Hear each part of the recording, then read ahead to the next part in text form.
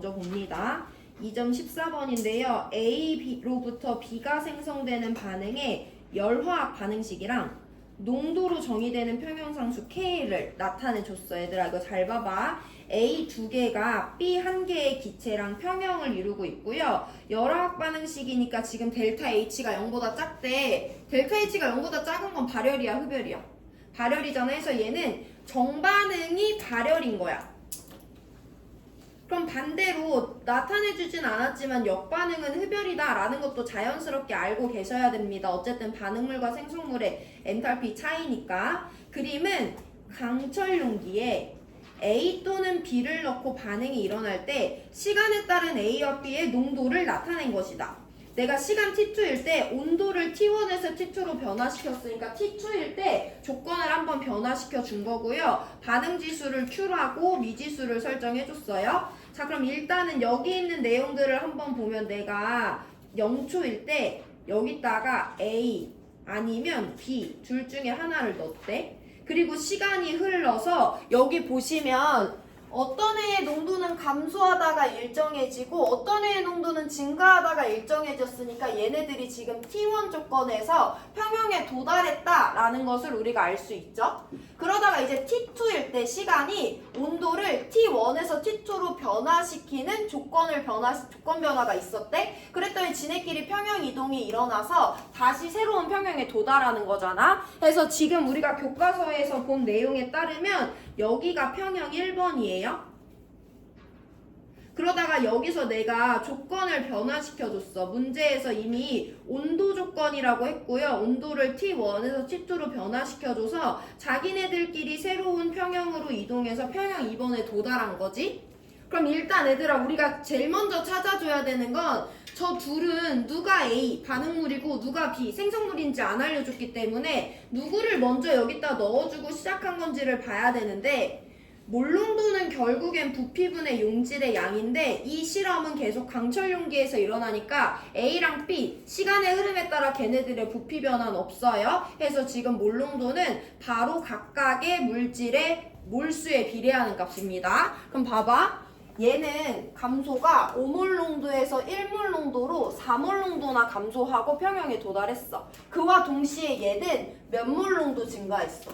2몰 농도밖에 증가 안 했잖아. 그럼 얘 몰 농도 값이 4 감소하는 동안 2 증가했어. 그럼 몰수가 4만큼 감소하는 동안 2만큼만 증가한 거니까 반응 몰비에 따르면 A와 B의 반응 몰비는 2대 1이에요. 그럼 얘가 4몰 반응할 때 얘는 2몰만큼 생긴다라는 거 설명할 수 있죠.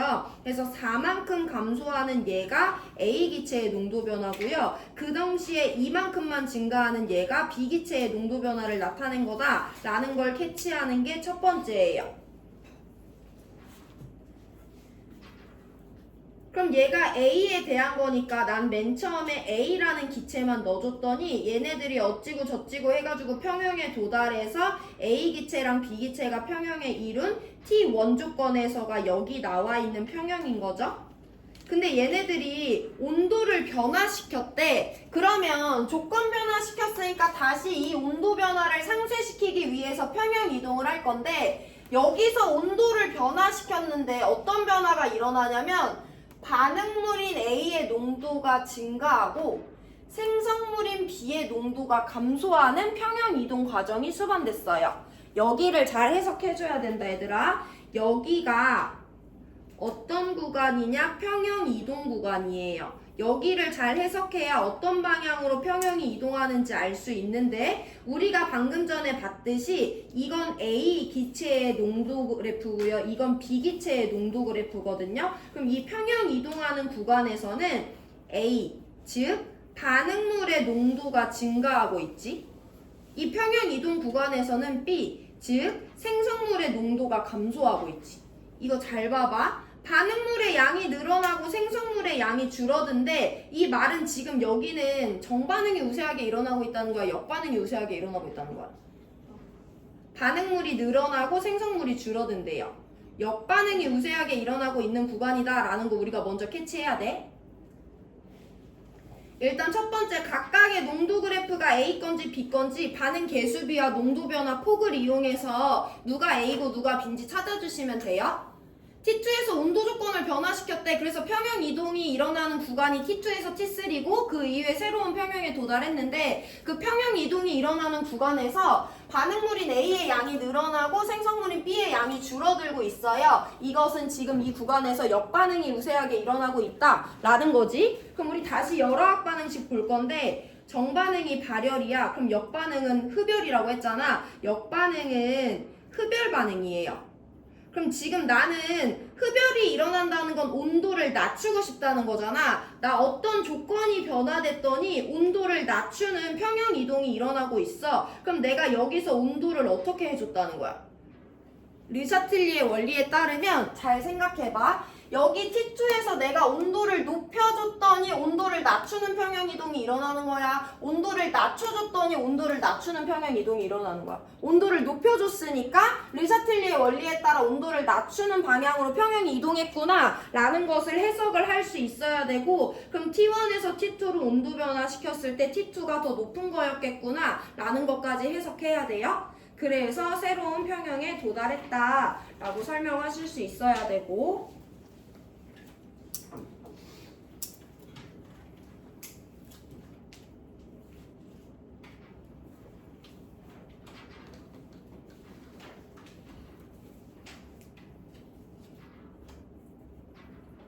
여기가 제일 어려운 거예요. 일단 첫 번째 누가 A고 누가 B인지 그래프를 찾아주셔야 되는 거고, 두 번째 T2에서 T3 구간에서 일어나는 평형 이동이 역반응이 우세한 구간이다 라는 것을 알아내주셔야 되고, 세 번째 역반응은 흡열 반응이니까 흡열 반응이 일어난데 그 말은 T1보다 T2가 높아. 온도를 높여주는 조건 변화를 줬기 때문에 역반응인 흡열 반응이 우세하게 일어나는 평형 이동이 일어나는구나 라는 것까지 해석할 수 있으면 이 문제 자료에서 끝인데, 이것도 일단 어렵죠. 우리 처음 해보는 자료 해석이니까. 그리고 이게 제일 어렵죠. 아, 흡열이 일어났다는 건 온도를 높여서 그랬다는 거구나 라는 것까지 설명해 주시면 됩니다.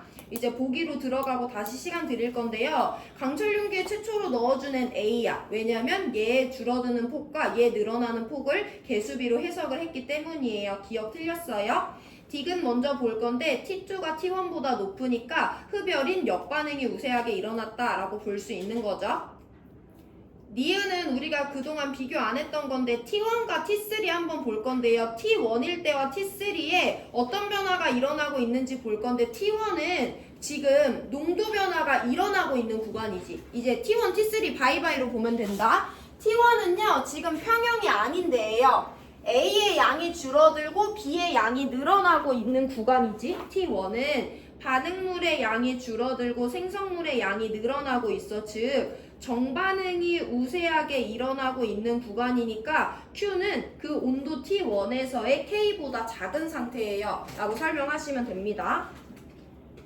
야, T3는 봐봐. T3는 지금 거의 평형이라고 보면 되는데 어떤 평형이냐면 반응물인 A가 늘어나고 생성물인 B가 줄어들다가 평형에 도달한 상태야. 그러니까 어떤 상태냐면 역반응이 우세하다가 평형에 도달할 때쯤이에요. 그럼 여기는 아마도 Q가 K랑 같거나 아니면 Q가 K보다 아직은 조금 큰데 이제 같아지는 구간이다라고 볼 수 있지. 그럼 우리 이 두 상황에서 Q분의 K를 비교하면 얘는 무조건 1보다 크고 얘는 1보다 작거나 아니면 비슷한 값이다 라고 우리가 평형과 반응 지수와 평형 상수의 관계를 지금 현재 상황과 연결지어서 설명할 수 있으면 T1일 때가 T3일 때보다 훨씬 크다라는 거 설명할 수 있으니까 정답 5번이에요.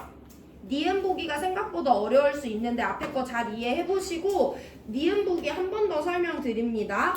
T1과 T3에서 이거분의 이거를 비교하래. 이거는 얘들아 내가 지금 평형에 얼마나 도달했는지 아니면 정반응이 우세한 비평형 상태인지 역반응이 우세한 비평형 상태인지를 얘가 1인지 얘가 1보다 큰지 얘가 1보다 작은지에 따라서 비교하는 구간이기 때문에 T1과 T3가 평형인지 아닌지, 평형이 아니라면 정반응이 우세한지 역반응이 우세한지를 잘 봐줘야 됩니다.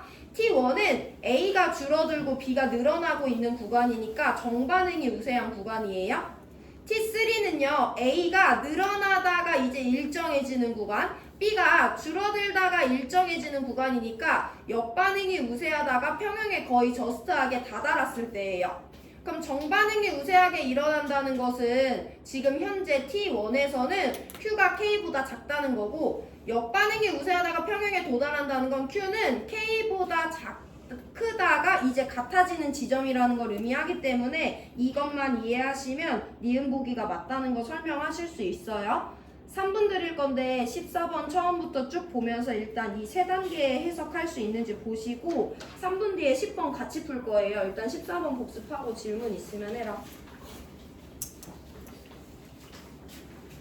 14번에서 한 가지 더 살펴봐야 돼.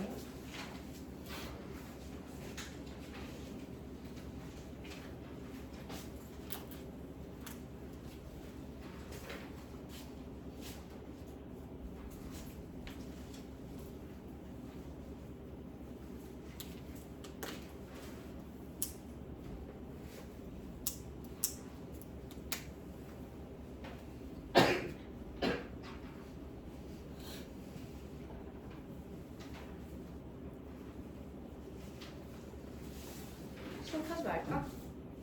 수업하지 마? 수업하지 말까? 수업 안 하고 진도도 안 나가고 그럴까? 어떻게 뭐가 너네를 위한 건지 잘 모르겠네. 이렇게 졸려해가지고 어떡해. 수업 시간에 졸고 나서 쉬는 시간 되면 좀 짜증나지? 기분이 좀 안 좋지? 아, 잘 잤다 이런 기분은 아니잖아. 수업 시간에 졸고 나면 어떡해. 근데 또 수업 안 하고 자습 주면 또 다들 기가 막히게 잠이 깨더라. 뭐가 너네를 위한 건지 모르겠네.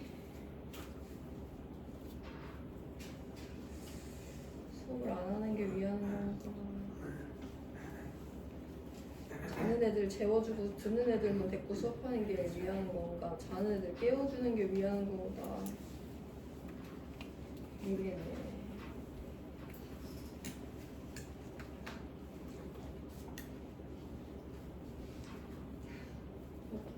너무 졸린가 봐. 근데 혹시나 선생님 걱정은 안 해야 돼. 너네가 존다고 선생님 기분이 상하고 막 선생님 자신감이 떨어지고 이러진 않는데 그냥 너네가 너무 딱해서 그래. 졸릴 수 있지. 수업 시간에 졸린 거랑 뭐 수업이 유용한 거랑 뭐 항상 일치하는 것은 아니니까 반비례하는 것도 아니고. 근데 너네 표정이 너무 딱해서 그래.